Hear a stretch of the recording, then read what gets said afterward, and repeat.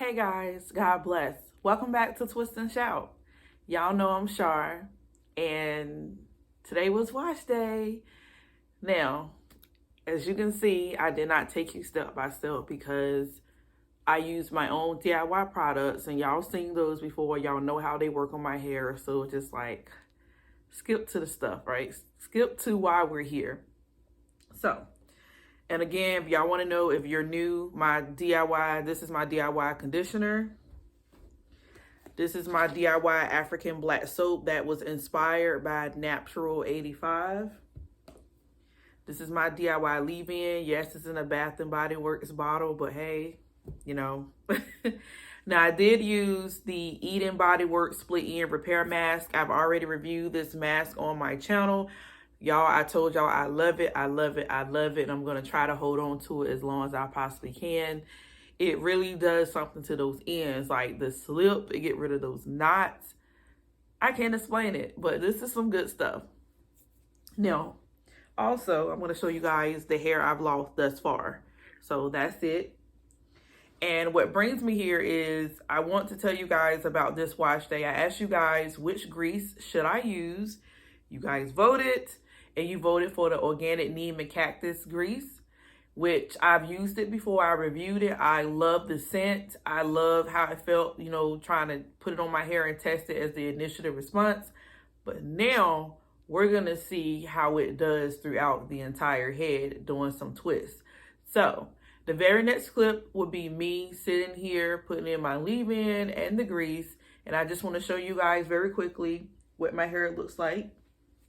As of now, this is the deep conditioner that obviously I need to wash out. And I just want to show you guys the state of my hair, what my curl pattern looks like, and everything else. So this is my hair after sitting for about 20 minutes. More likely, I'm going to sit for another 20 minutes. So here we are. So I'll see you later.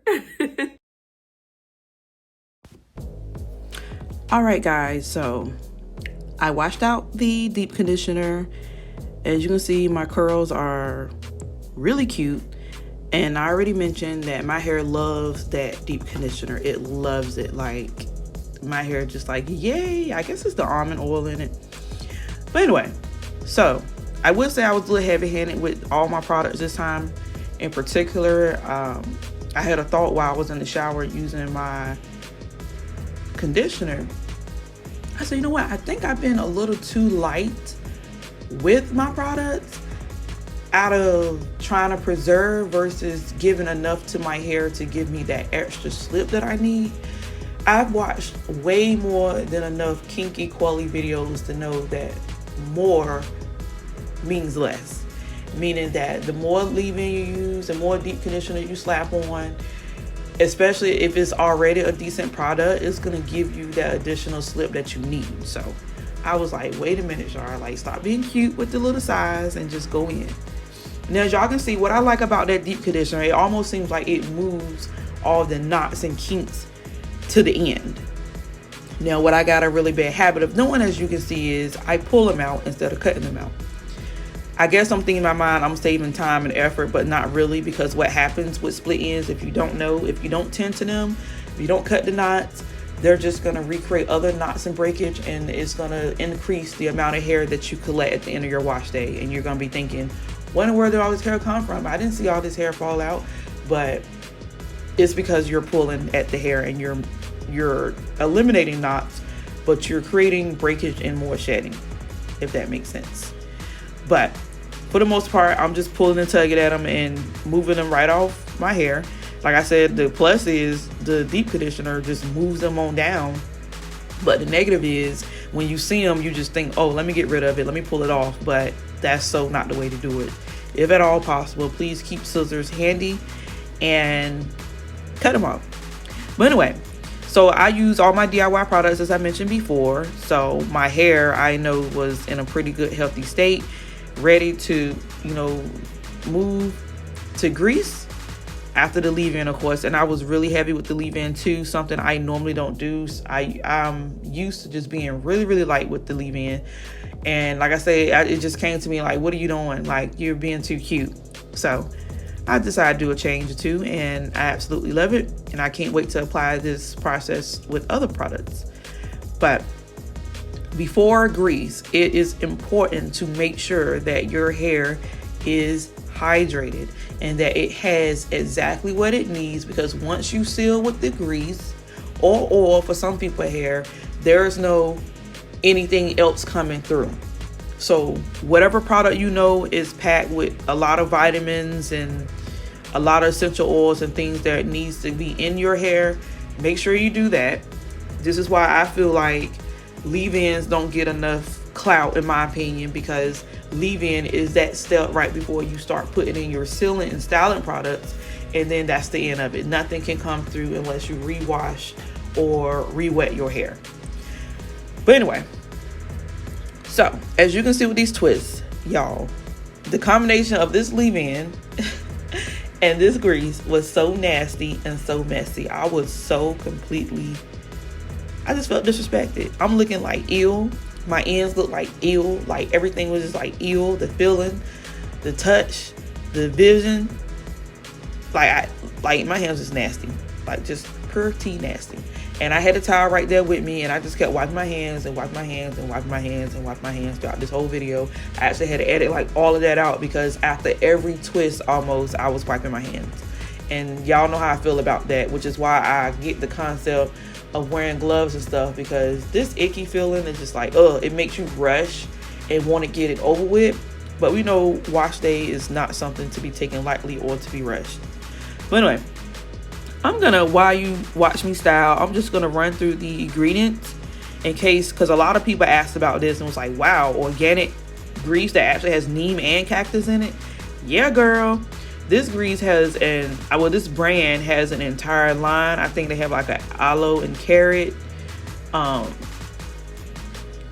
like shea butter and somebody else. Like, it's a whole lot of them. I'm gonna try to put a picture in at some point, or list the link below, because it's a whole lot of them, girl. And I would have no idea about this. Like I said, someone was gracious enough to send this to me. And don't get me wrong, because I always like, wow, people actually send people stuff.